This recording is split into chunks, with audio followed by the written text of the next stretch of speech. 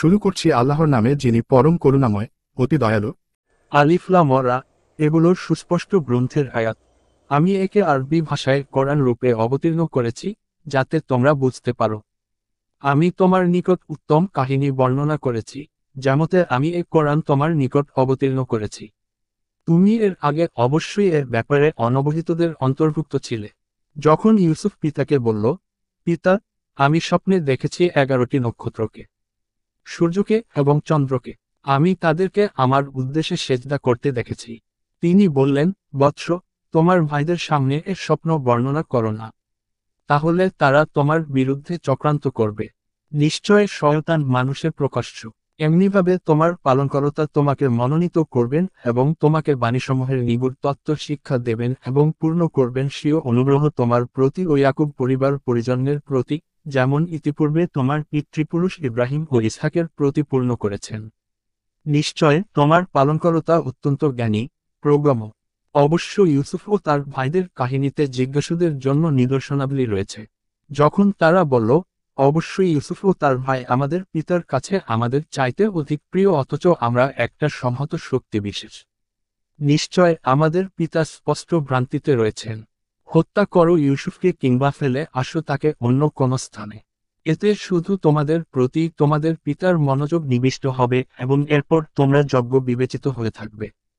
তাদের মধ্য থেকে একজন বলল, তোমরা ইউসুফকে হত্যা করো না, বরং ফেলে দাও তাকে অন্ধকূপে, যাতে কোনো পথিক তাকে উঠিয়ে নিয়ে যায়, যদি তোমাদের কিছু করতে হয়। তারা বলল, পিতা, ব্যাপার কি?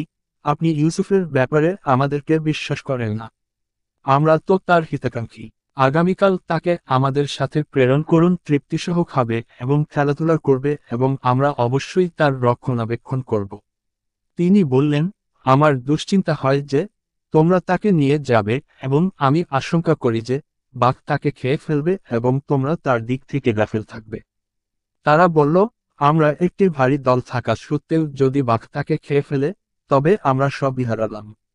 অতঃপর তারা যখন তাকে নিয়ে চলল এবং অন্ধকূপে নিক্ষেপ করতে একমত হলো এবং আমি তাকে ইঙ্গিত করলাম যে তুমি তাদেরকে তাদের এই কাজের কথা বলবে এমতাবস্থায় যে তারা তোমাকে চিনবে না।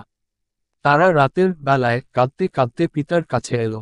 তারা বলল, পিতা, আমরা দৌড় প্রতিযোগিতা করতে গিয়েছিলাম এবং ইউসুফকে আসবাবপত্রের কাছে রেখে গিয়েছিলাম।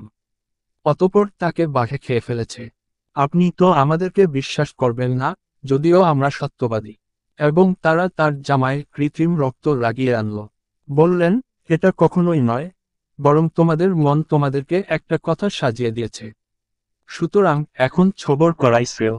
তোমরা যা বর্ণনা করছো সে বিষয়ে একমাত্র আল্লাহই আমার সাহায্যস্থল। এবং একটি কাফেলা এলো। অতঃপর তাদের পানি সংগ্রাহককে প্রেরণ করল। সে বালতি ফেলল, বলল, কি আনন্দের কথা! এ তো একটি কিশোর। তারা তাকে পুণ্যদ্রব্য গণ্য করে গোপন করে ফেলল। আল্লাহ খুব জানেন যা কিছু তারা করেছিল। ওরা তাকে কম মূল্যে বিক্রি করে দিল, গণাগুণতি কয়েক দেরহাম, এবং তার ব্যাপারে নিরাসক্ত ছিল।